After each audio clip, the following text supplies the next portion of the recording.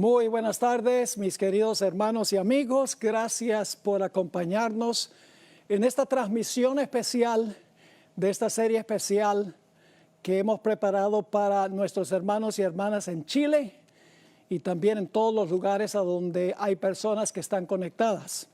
Nos agrada mucho que estén con nosotros.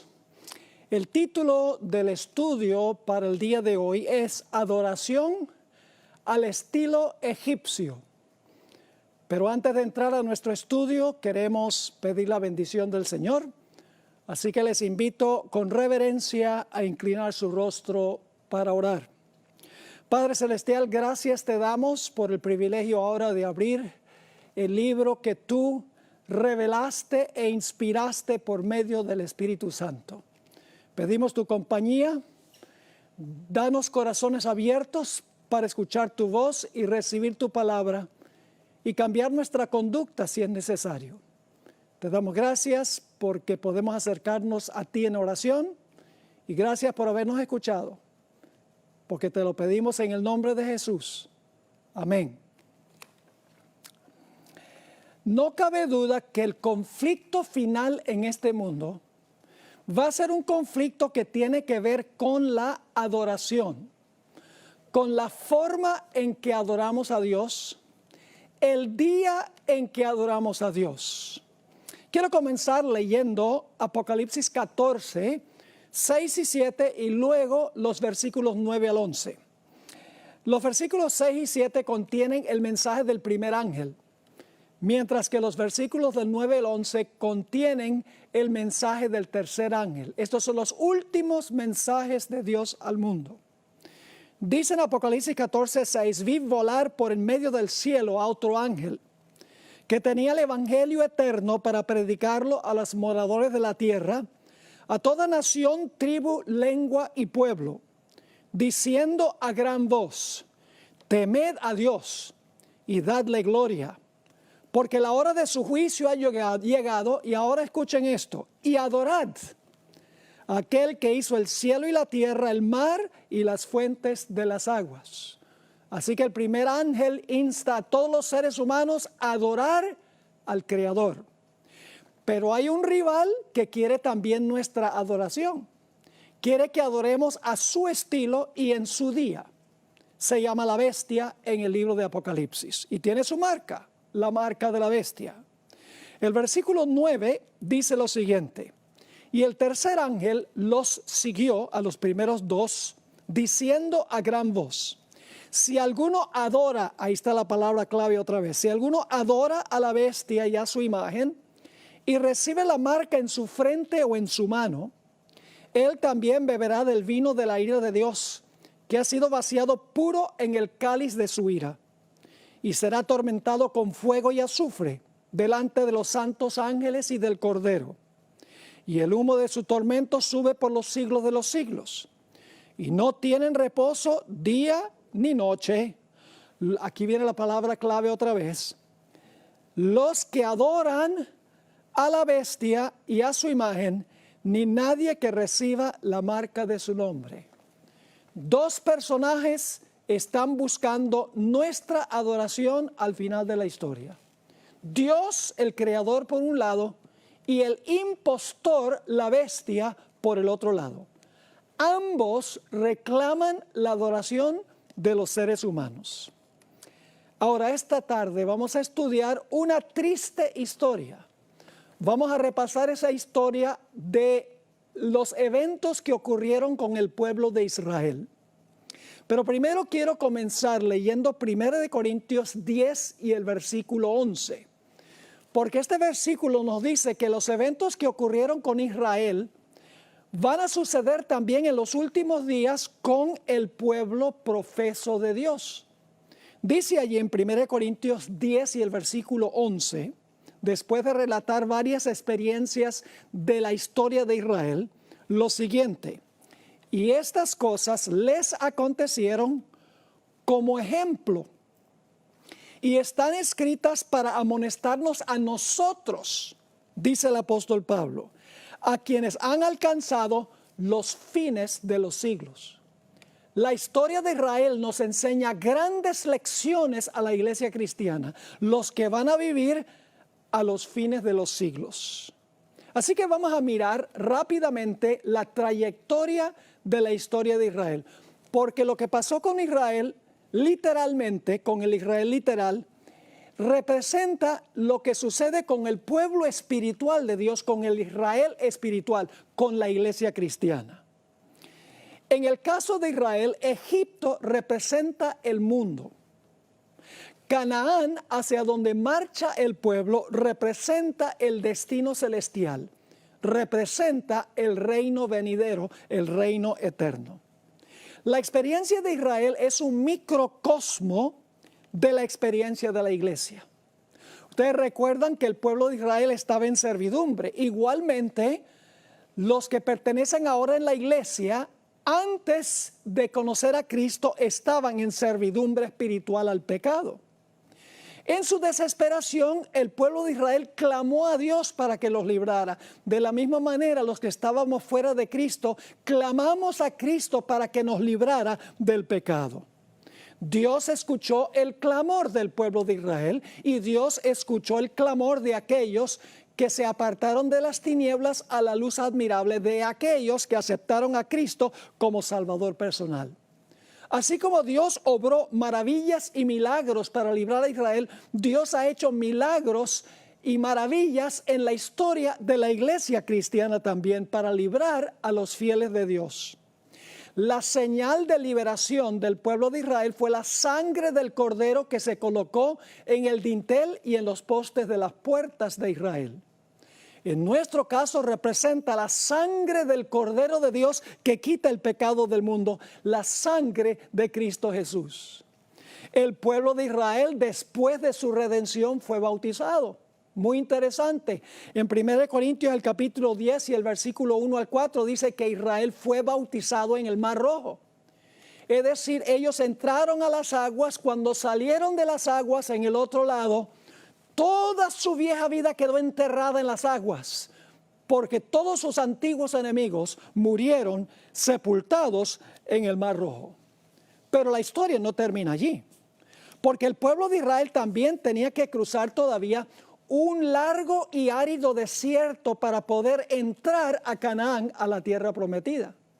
De la misma manera, los que hemos sido redimidos del pecado por la sangre del Cordero, estamos transitando a través del desierto de este mundo hacia la Canaán celestial y afrontamos muchos de los mismos peligros y los problemas que afrontó el pueblo de Israel en su peregrinaje a través del desierto.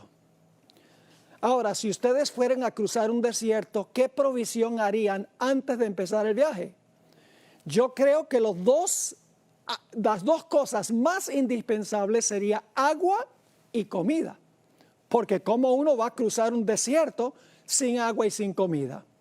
Pues fíjense, después que el pueblo de Israel salió de Egipto, Dios los redimió, fueron bautizados en el Mar Rojo, dejaron sepultada toda su vida antigua, resucitaron, por así decirlo, a novedad de vida. Entonces, en Éxodo el capítulo 16, Dios les dio maná, que para la iglesia representa la palabra de Dios. Y luego en el capítulo 17, Dios les dio agua de la roca, que representa el agua de la roca, el Espíritu Santo, según Juan 4, 13 y 14 y Juan 7, 37 al 39. Es decir, para cruzar este desierto de la vida, nosotros necesitamos el alimento de la palabra y necesitamos la conducción del Espíritu Santo. Y luego Dios llevó al pueblo de Israel, el pueblo redimido de Israel, al monte Sinaí. Dios quería hacer un pacto con ellos. Dios los había librado gratuitamente. Ellos no hicieron nada para librarse, no tuvieron que pelear, no tuvieron que hacer nada, sino clamar a Dios. Y por la sangre del Cordero fueron librados. Pero ahora Dios les dice a ellos, yo los libré. Y ahora quiero que ustedes formen un pacto conmigo, un pacto de obediencia y lealtad. Porque antes ustedes eran de Faraón, ahora ustedes son míos. Vamos a leer Éxodo 19 y el versículo 3 al 6. Y Moisés subió a Dios Y Jehová lo llamó desde el monte diciendo: así dirás a la casa de Jacob y anunciarás a los hijos de Israel: vosotros visteis lo que hice a los egipcios, y cómo os tomé sobre alas de águilas y os he traído a mí. Ahora fíjense, Dios dice: yo los redimí a ustedes. Ustedes vieron las maravillas que yo hice para librarlos a ustedes, como Cristo ha librado a los que están en la iglesia de la servidumbre al pecado. Y luego Dios dice en el versículo 5: ahora pues, sí, es el sí condicional, si dieres oído a mi voz y guardareis mi pacto, vosotros seréis mi especial tesoro sobre todos los pueblos, porque mía es toda la tierra. Y vosotros me seréis un reino de sacerdotes y gente santa. Estas son las palabras que dirás a los hijos de Israel. Dios dice: yo quiero que este pueblo haga un pacto conmigo, un pacto de oír mi voz y de guardar mi pacto. Así que ahora Moisés le entrega el mensaje de Dios al pueblo de Israel. Noten Éxodo 19, 7 y 8. Entonces vino Moisés y llamó a los ancianos del pueblo y expuso en presencia de ellos todas estas palabras que Jehová le había mandado. ¿Y cómo respondió el pueblo? Versículo 8. Y todo el pueblo respondió a una y dijeron: todo lo que Jehová ha dicho, haremos. Dios hizo la oferta, el pueblo dice: aceptamos la oferta. Y ahora Moisés le lleva las palabras a Dios del pueblo. Dice en Éxodo 19 y el versículo 8: y todo el pueblo respondió a una y dijeron: todo lo que Jehová ha dicho haremos. Y ahora escuchen bien: y Moisés refirió a Jehová las palabras del pueblo. Es decir, el pacto ahora estaba completo. Dios había ofrecido el pacto a condición de oír su voz y guardar su pacto. Y el pueblo había dicho: aceptamos eso, aceptamos oír tu voz y aceptamos obedecerte. En realidad, el pacto en el Sinaí fue un pacto matrimonial entre Dios e Israel. Por eso es que en el Antiguo Testamento Dios constantemente acusó a Israel de portarse como ramera y de fornicar con otras naciones, porque ellos debían tener solo a Dios como su esposo. Noten lo que dice Jeremías 31, 32, a donde dice que ese pacto fue un pacto matrimonial. Dice allí Dios, refiriéndose a lo que ocurrió en el monte Sinaí: no como el pacto que hice con sus padres, el día que tomé su mano para sacarlos de la tierra de Egipto, porque ellos invalidaron mi pacto, que fue lo que Israel hizo. Dios dice: ellos invalidaron mi pacto, aunque fui yo un marido para ellos, dice Jehová. Es decir, fue un pacto matrimonial. Ahora yo les pregunto: ¿un pacto tiene condiciones? ¿Un matrimonio tiene condiciones? ¿Hay estatutos y reglamentos en el matrimonio? Sí. Uno de los reglamentos principales es que uno no puede tener otras mujeres como amantes, otros hombres como amantes. Se conserva uno solo para la persona con quien uno se casó. Así que Dios le va a dar a Israel en Éxodo 19 y Éxodo 20, a Israel las condiciones del pacto. Les va a entregar los 10 mandamientos. Ahora, noten que Dios no dice: obedézcanme y los voy a librar de Egipto. No, Dios dice: yo los libré de Egipto, ahora ustedes por gratitud me van a obedecer y van a guardar mis mandamientos. Jesús dijo: si me amáis, guardad mis mandamientos. Es decir, Israel debía amar a Dios porque los libró sin esfuerzo de ellos. Y en respuesta deben haber oído la voz de Jehová y deben haber obedecido el pacto. Noten Éxodo 20 y el versículo 1 y 2. Aquí en realidad comienzan los 10 mandamientos. Generalmente la gente piensa que los 10 mandamientos comienzan donde dice: no tendrás dioses ajenos delante de mí. Pero los 10 mandamientos tienen un prólogo, una motivación para guardar los mandamientos. Dice en Éxodo 20, 1 y 2: y habló Dios todas estas palabras diciendo: yo soy Jehová tu Dios, que te saqué de la tierra de Egipto, de casa de servidumbre. Dios dice, yo los libré a ustedes. Y luego en el siguiente versículo, Dios empieza a dar los 10 mandamientos que son los reglamentos del matrimonio. Ahora, antes Dios dice, ustedes eran de Faraón, pero ahora ustedes son míos. Y cuando Dios terminó de revelar los 10 mandamientos, los habló y los escribió con su propio dedo, le entregó los 10 mandamientos a Moisés. Noten lo que dice Éxodo 31 y el versículo 18. Y dio a Moisés, cuando acabó de hablar con él en el monte Sinaí, 2 tablas del testimonio, tablas de piedra escritas con el dedo de Dios. La fidelidad de la iglesia de Dios en el Antiguo Testamento no duró mucho tiempo. Su obediencia a Dios duró solo unos días. En realidad fue infiel a su pacto matrimonial muy pronto. Noten lo que dice Éxodo 32 y el versículo 1. El siguiente versículo, después que leemos que Dios le dio los 10 mandamientos a Moisés. Dice ahí en Éxodo 32 y el versículo 1. Viendo el pueblo que Moisés tardaba en descender, como la segunda venida de Jesús ha tardado más de lo que nosotros pensamos, dice, viendo el pueblo que Moisés tardaba en descender del monte, se acercaron entonces a Aarón y dijeron, levántate, haznos dioses. Ahora escuchen bien, la palabra Elohim se traduce dioses y también Dios. El plural aparece muy a menudo como singular. Por ejemplo, en Génesis 1:1, en el principio creó Dios. La palabra es Elohim, la misma palabra que está aquí. Así que mejor es decir que la gente estaba diciendo, haznos Dios, que vaya delante de nosotros. Y ahora fíjense qué despectivos eran con su líder.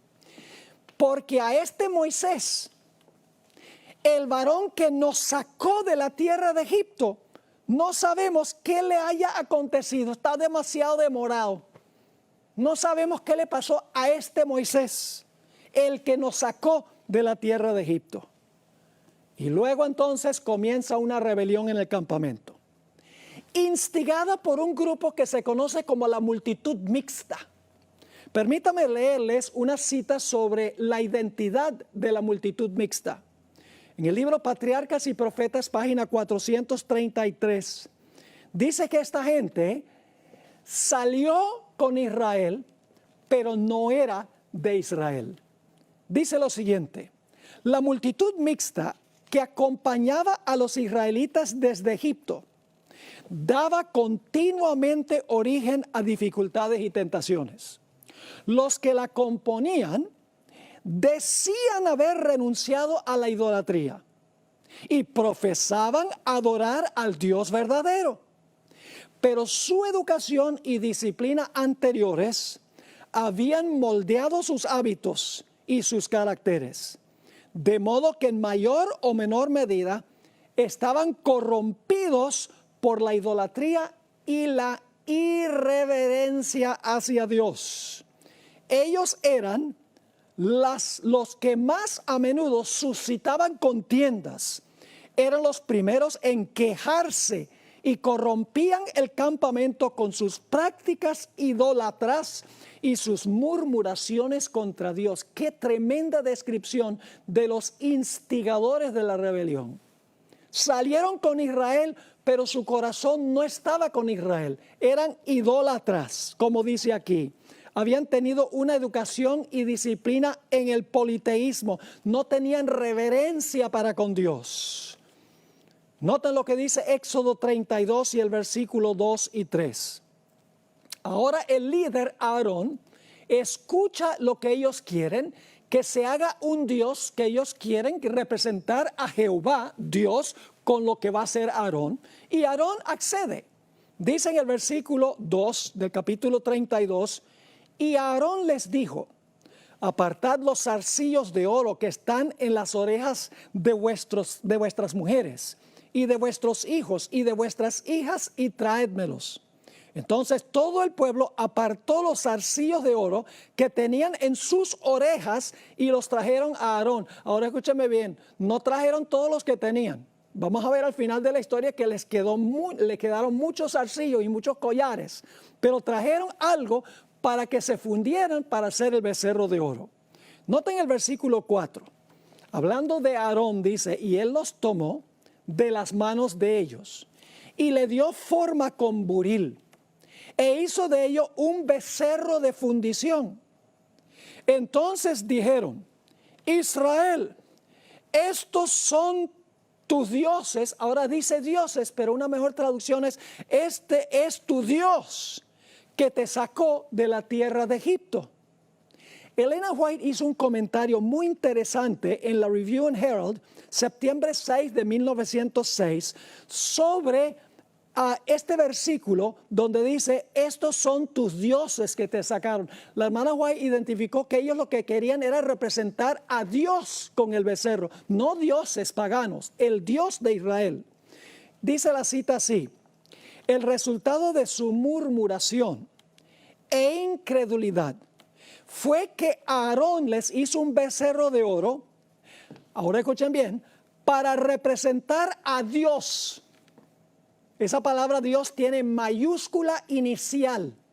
Ellos no querían que ese becerro representara a los dioses de Egipto, sino a Jehová, el Dios verdadero.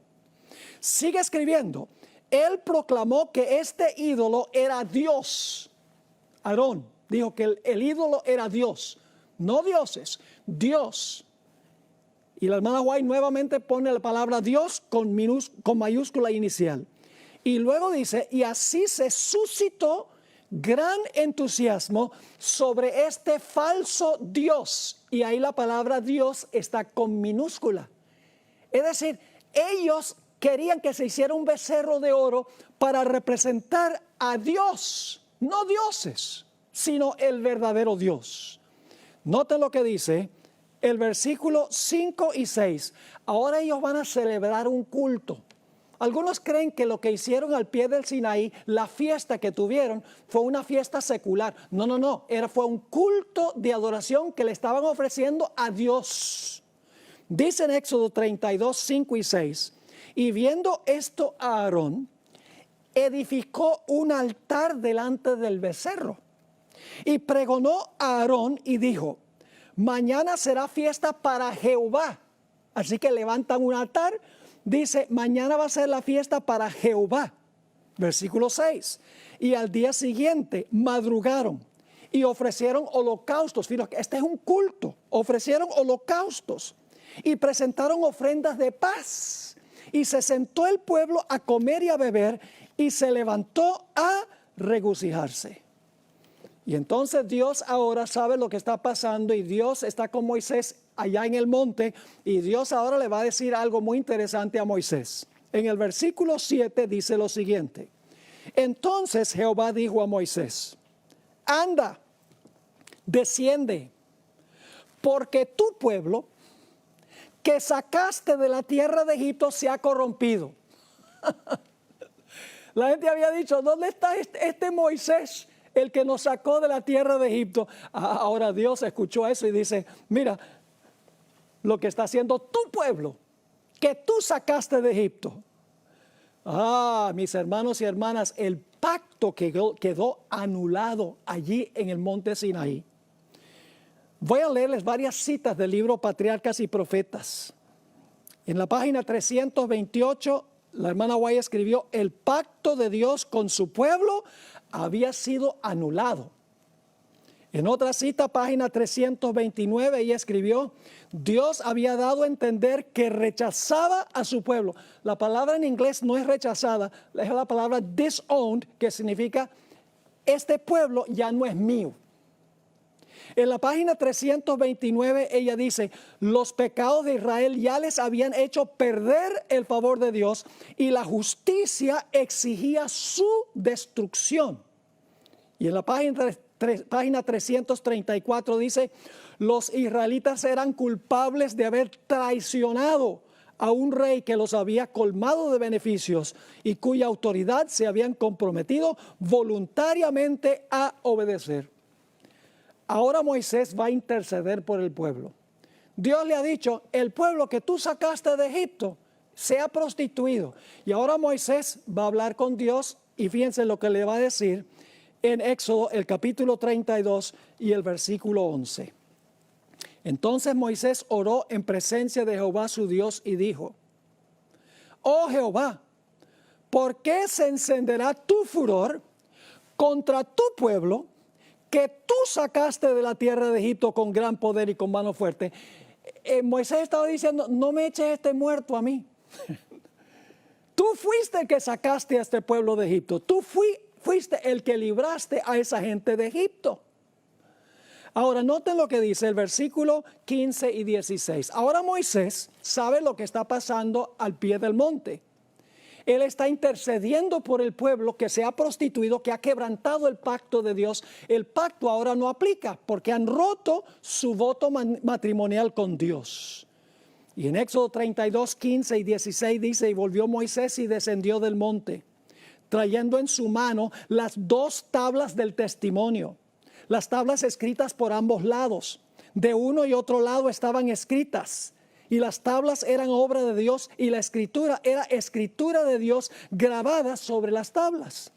Así que Moisés está descendiendo del monte, y de repente él oye en el campamento como una revolución que se está realizando. Es el culto que la gente está celebrando ahí al pie del monte, en honor a Dios, según ellos.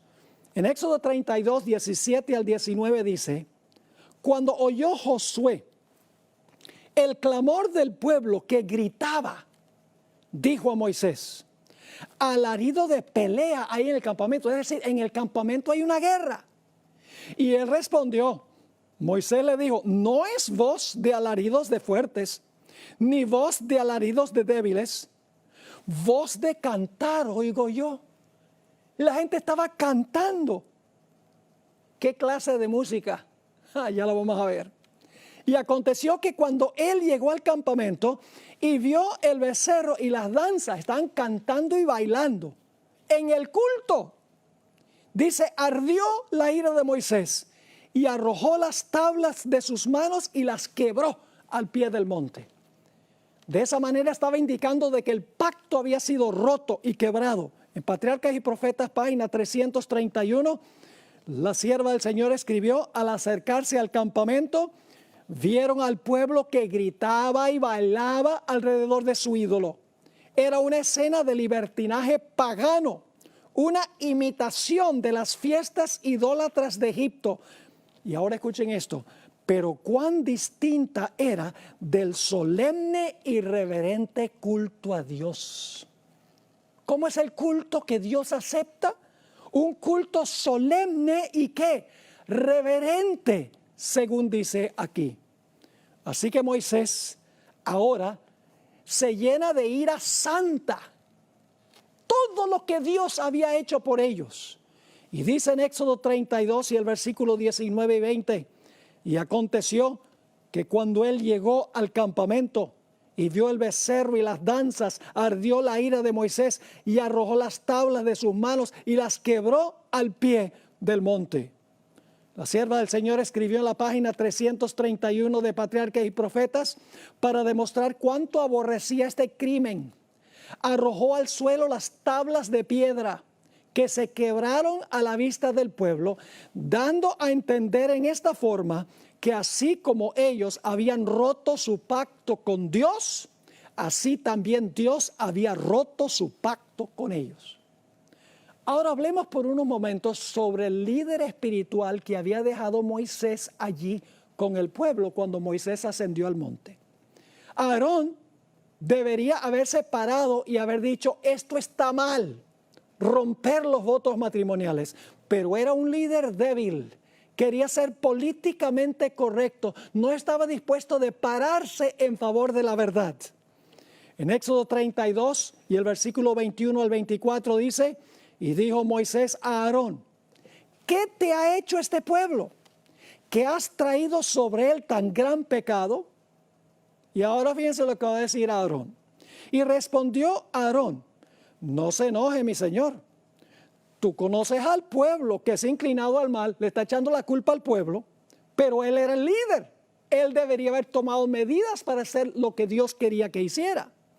Sigue diciendo en el versículo 23, porque me dijeron, haznos dioses que vayan delante de nosotros. Porque a este Moisés, el varón que nos sacó de la tierra de Egipto, no sabemos qué le haya acontecido. Y ahora va a añadir a la debilidad la mentira. Y yo le respondí, ¿quién tiene oro? Apartadlo. Y me lo dieron y lo eché en el fuego y salió este becerro. Es decir, eché el oro al fuego y el becerro salió saltando del fuego. No había sido así. Dice que lo formó con buril. Quiero leerles ahora unas citas del Espíritu Profecía sobre el carácter de Aarón. Moisés era un hombre que se paraba en pro de la verdad. No titubeaba. Aunque lo quisieran apedrear, él hacía lo que era correcto. No así con Aarón. Dice en Patriarcas y Profetas, página 327. Aarón reconvino débilmente al pueblo. Y su vacilación y timidez en el momento crítico solo sirvieron para hacerlos más decididos en su propósito. Aarón temió por su propia seguridad y en vez de ponerse noblemente de parte del honor de Dios, cedió a las demandas de la multitud, lo que el pueblo quería. La gente admiró la gentileza y la paciencia de Aarón, pero ni Moisés ni Dios lo vieron así. En Testimonios para la Iglesia, tomo 4, páginas 514 y 515, agrega esto en cuanto a Aarón. Por temor a ofender al pueblo, guardó silencio. No se paró audazmente a favor de Dios, sino que para complacer al pueblo, darle al pueblo lo que ellos querían. Para complacer al pueblo, hizo un becerro de oro. Parecía adormecido ante el incipiente peligro. Aarón podría haber coartado la primera palabra rebelde, pero temía tanto ofender al pueblo que aparentemente se unió con ellos y finalmente lo persuadieron que hiciera un becerro de oro para ellos adorarlo. Y luego Elena White habla sobre la iglesia en el presente. En Patriarcas y Profetas, página 328, ella escribió, y hay todavía Aarones dóciles. Esa no es la mejor traducción de la palabra que usa Elena White, quien escribió en inglés. La palabra en inglés es pliant. Aarones que son pliant. ¿Qué significa esa palabra? Significa plegable, fácilmente influenciado, flexible, algo que se dobla fácilmente, algo que cede fácilmente ante la presión. Eso es lo que dice Elena White. Hay todavía Aarones plegables. Sigue escribiendo que mientras desempeñan cargos de autoridad en la iglesia, ceden a los deseos de los miembros no consagrados y así los incitan al pecado. ¡Wow! Una última cita sobre el carácter de Aarón, Patriarcas y Profetas, página 333. De todos los pecados que Dios castigará, ninguno es más grave ante sus ojos que el de aquellos que animan a otros a cometer el mal. Dios quisiera que sus siervos demuestren su lealtad, reprendiendo fielmente la transgresión, por penoso que sea hacerlo. Aquellos que han recibido el honor de un mandato divino no han de ser débiles y dóciles contemporizadores. No han de perseguir la exaltación propia ni evitar los deberes desagradables, sino que deben realizar la obra de Dios con una fidelidad inflexible. Esa es la clase de líder que Dios está buscando. No el líder que se deja llevar por la corriente de lo que la gente quiere. Elena White nos dice que inclusive algunos que se pararon en favor de la verdad perdieron sus vidas. Patriarcas y Profetas, página 327. Algunos permanecieron fieles a su pacto con Dios, pero la mayor parte del pueblo, no la minoría, la mayoría, se unió a la apostasía. Unos pocos que osaron denunciar la propuesta imagen como idolatría, fueron atacados y maltratados, y en la confusión y alboroto perdieron finalmente la vida.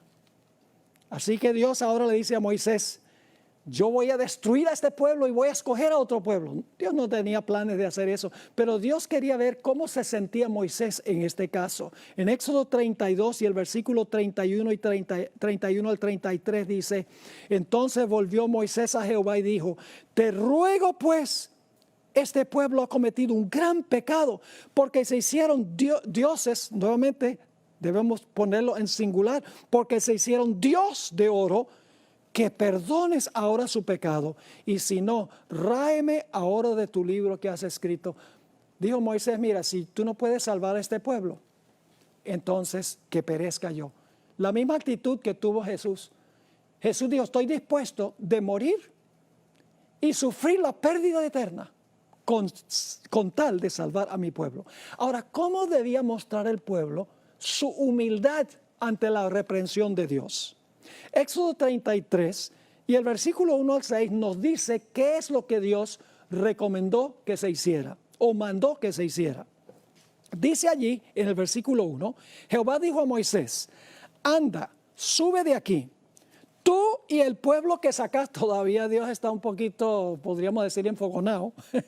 Dice, y el pueblo que sacaste de la tierra de Egipto, a la tierra de la cual juré a Abraham, Isaac y Jacob, diciendo, a tu descendencia la daré, y yo enviaré delante de ti el ángel, y echaré fuera al cananeo, al amorreo, al eteo, al fereceo, al heveo y al jebuseo, a la tierra que fluye leche y miel. Y ahora Dios les dice a ellos, pero yo no subiré en medio de ti. Es decir, Dios dice, yo no voy a ir con ustedes, porque eres pueblo de dura cerviz, no sea que te consuma en el camino.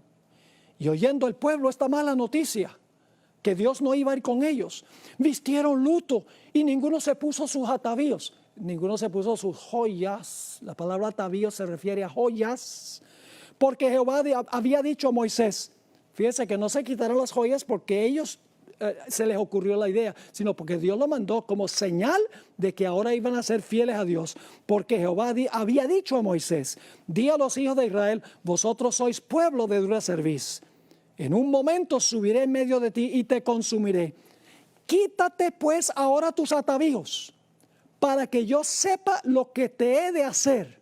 Entonces los hijos de Israel se despojaron de sus atavíos desde el monte Horeb, porque las joyas eran señal de arrogancia. Dios dice, quítate las joyas como señal de humillación.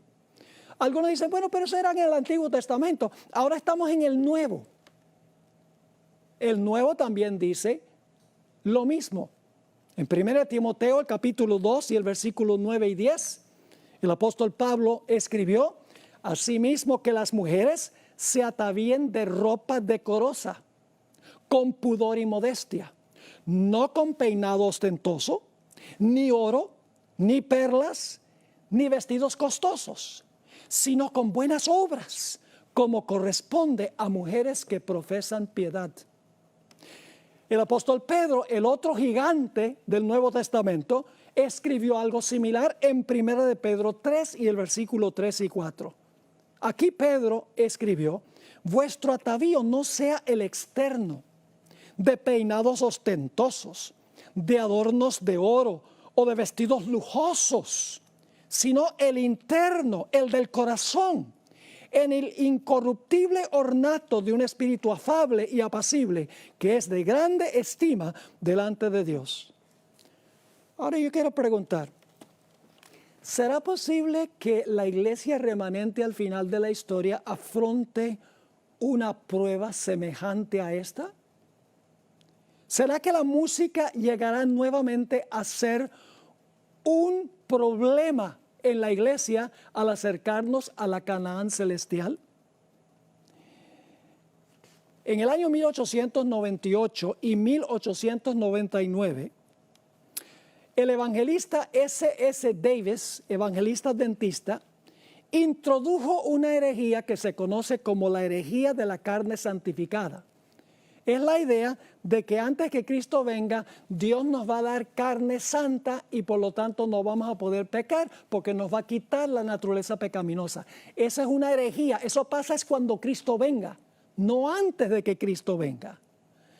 Pronto los pastores de la Asociación de Indiana, junto con el presidente de la Asociación de Indiana, adoptaron esta herejía. La conferencia general estaba muy preocupada por lo que estaba pasando en Indiana, porque el presidente, el evangelista, muchos pastores habían aceptado esta falsa enseñanza, esta herejía. Y además de eso se escuchaban rumores de que había un estilo de culto problemático.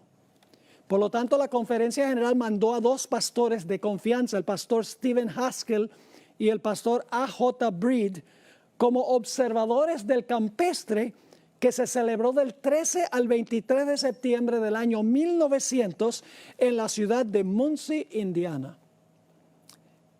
10 días después, el 10 de octubre del año 1900, el pastor Haskell le escribió a la hermana White sobre el estilo de adoración, específicamente la música y los instrumentos que se usaron.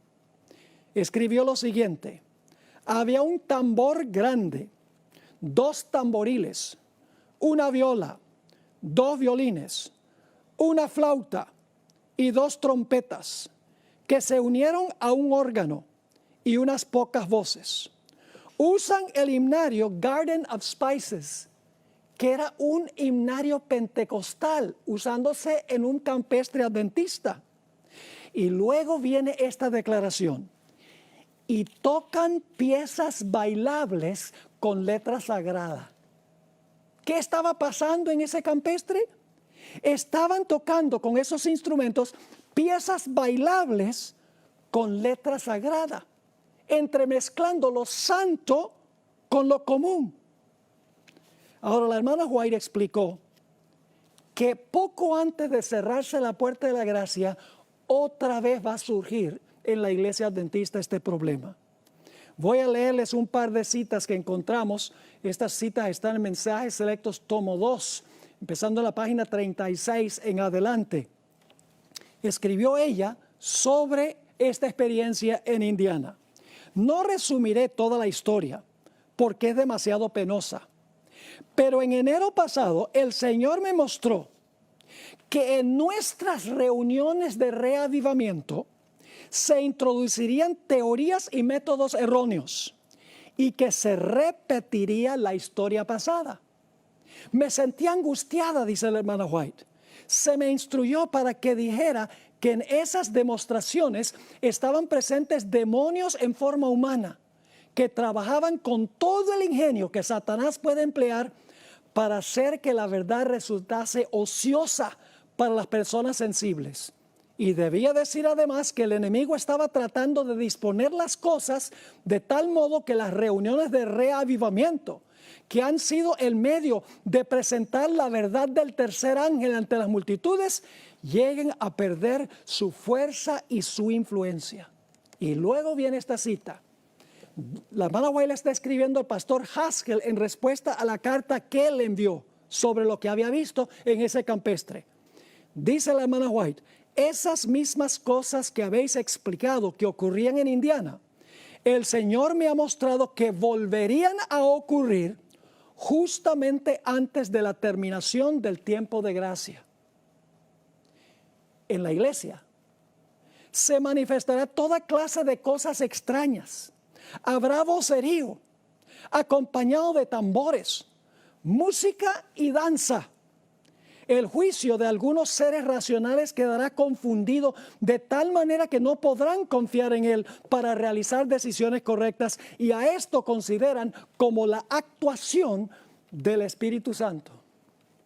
Mis hermanos y hermanas, déjeme ser explícito. Aquí no estoy criticando a ningún individuo. Sencillamente estoy advirtiendo sobre lo que dijo Elena White que iba a suceder al final de la historia. Lo dijo por inspiración, porque sus escritos son inspirados.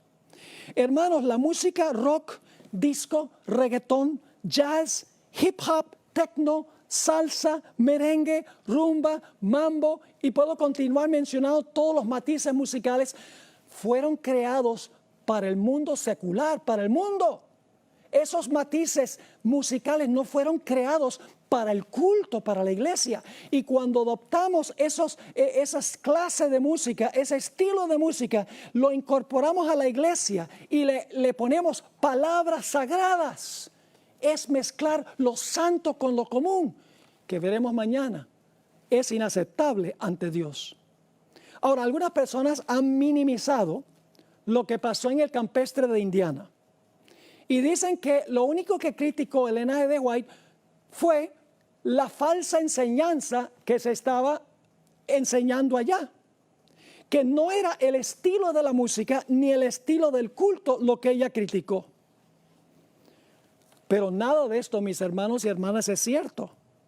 Sus comentarios revelan con absoluta claridad que ella no solo se opuso a la falsa teología de la carne santificada, sino que se opuso también al estilo de culto y a la música que se usó allí.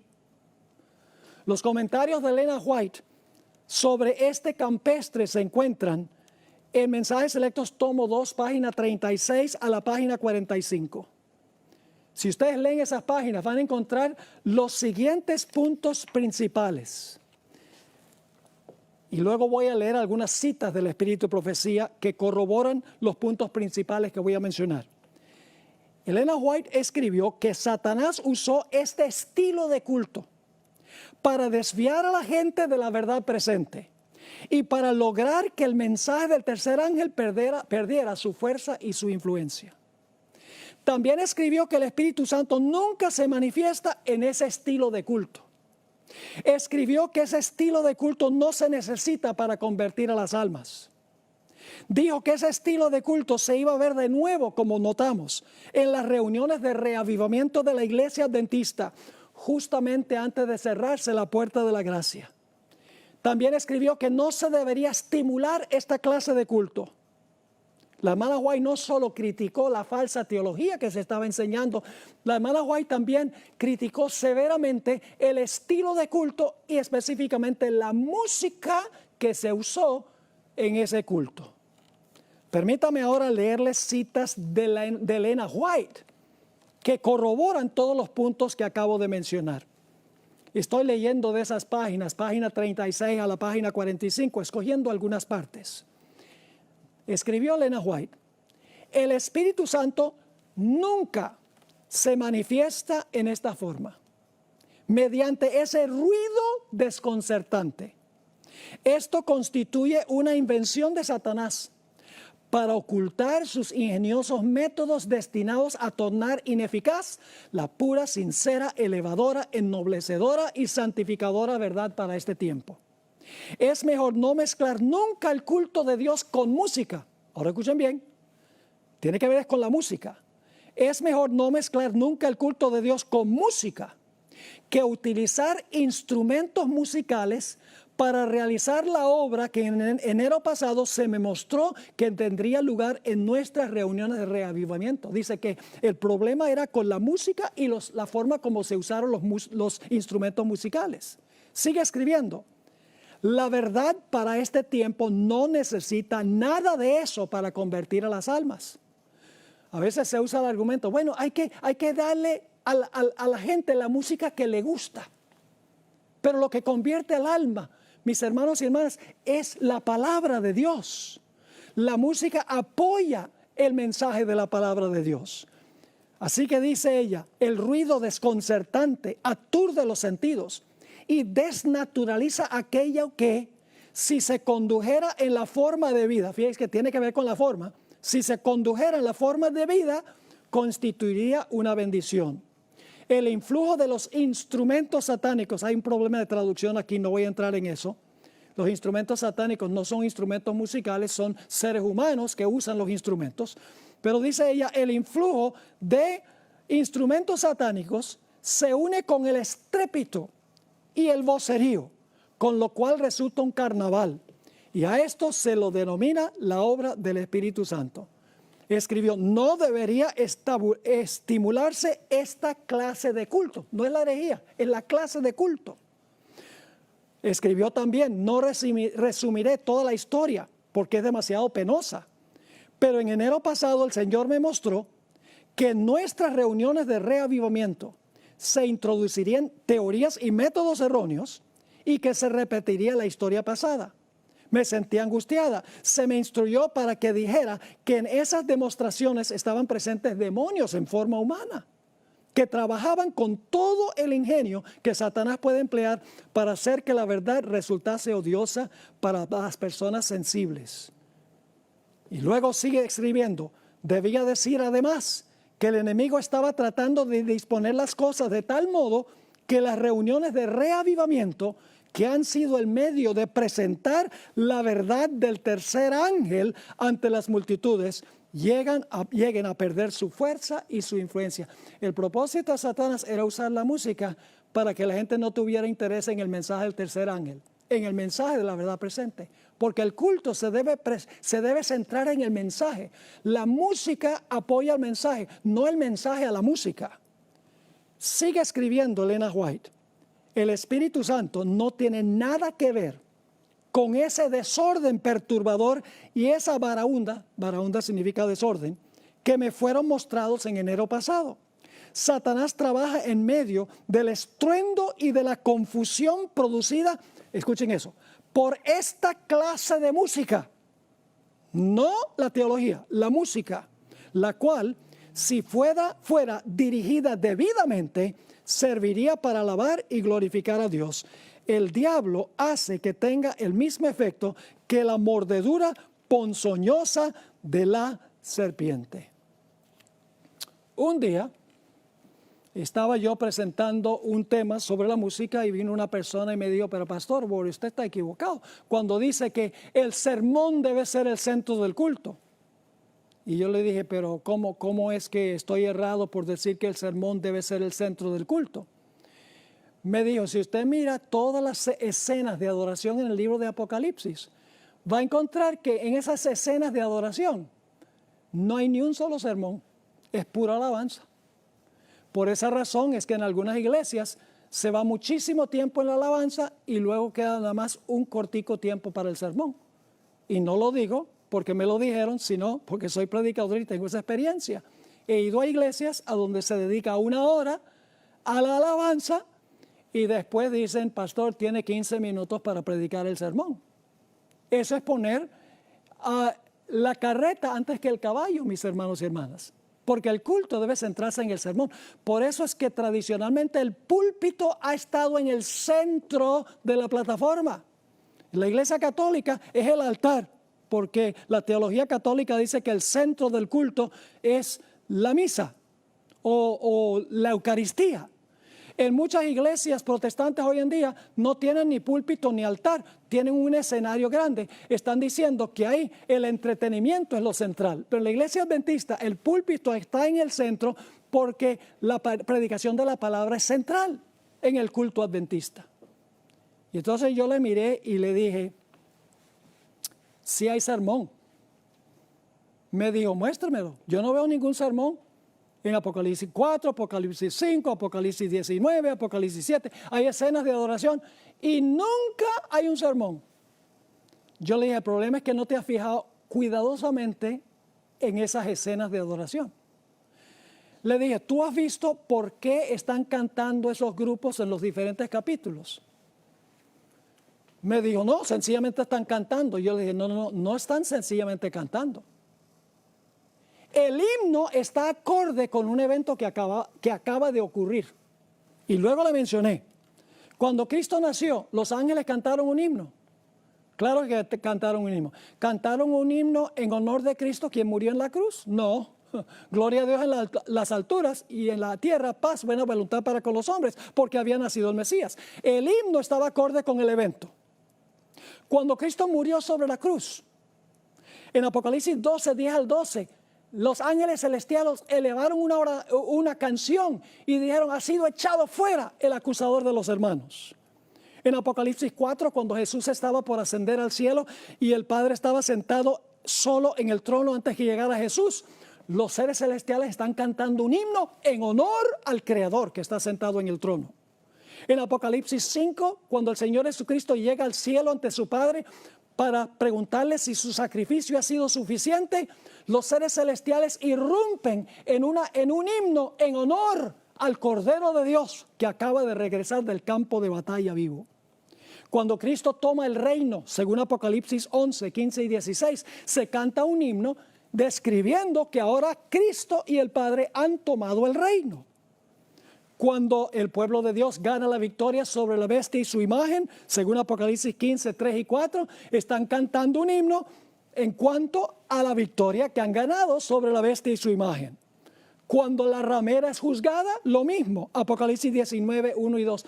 Inclusive cuando Dios haga cielos nuevos y tierra nueva, se cantará un himno alabando al Dios que creó cielos nuevos y tierra nueva. Entonces, ¿qué estoy diciendo? El sermón es el evento que precede al himno. Es decir, que el evento es el sermón. Y la música que acompaña al evento lo que hace es recordarle a la gente y darle la oportunidad de alabar por lo que ha ocurrido en el evento histórico. La única diferencia es que ahora nosotros lo que hacemos es predicar de la Biblia el evento histórico y la música de la iglesia debe concordar con lo que el sermón tiene, lo que el pastor ha predicado. Es decir, la música apoya el evento en la Biblia, la música apoya el sermón en el caso de nosotros hoy en día. Así que, mis queridos hermanos y amigos, el centro del culto de adoración es la predicación de la palabra de Dios. Déjenme darles un último ejemplo, porque ya el tiempo prácticamente se ha ido. El pueblo de Israel en Éxodo capítulo 15 cantó lo que se conoce como el Cántico de Moisés. ¿Cuál fue el tema central del himno? El tema central del himno fue, acababan de cruzar el Mar Rojo. Iban a perecer a manos de los egipcios. Pero los egipcios fueron sepultados en las aguas y salió el pueblo de Israel en el otro lado del mar, libres de su servidumbre. Todo el himno que ellos cantaron lo que hace es traer a la atención la gloria a Dios por el evento que acaba de pasar. Es decir, el himno apoyó el evento. Así como el sermón presenta el evento hoy en día, aunque ya ocurrió en el pasado, y entonces la música que se canta es apoyo para el evento histórico sobre el cual se está predicando. Mis hermanos y hermanas, la Biblia y el espíritu de profecía son claros. El culto a Dios no se parece al culto que le ofrecen los personajes seculares